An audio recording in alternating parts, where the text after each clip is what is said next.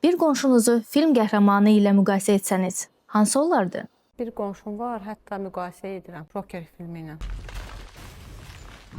İnsanlara yaxşılıq eləyir, axırda insanlar onun yaxşılığını qiymətləndirməyəndə, bilməyəndə başlayıb pislik eləməyə keçməyə.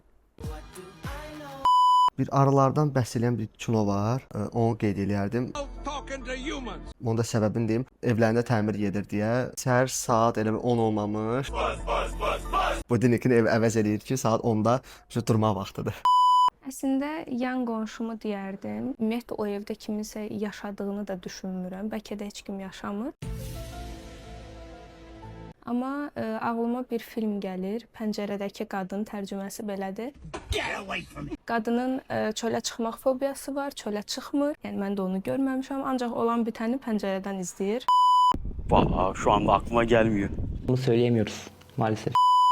Qonşularla hələ daha da yaxın münasibətim yoxdur, amma ustalarımızı deyə bilərəm. Təmir vaxtı prosesləri mən deyərdim ki, cizgi filmdən Tom Jerry'də orada olan sərgüzəştlərlə, yəni. Yola gedirik. Terminator kimi qonşum istəmərəm olsun. Tarzana oxşadardı məncə. Səs salmağına görə falan. Bir qonşum var, Mr. Bean'ə bənzəyir. Biz onunla həqiqi tez-tez rastlaşırıq. Gəlir, smile, salam verir.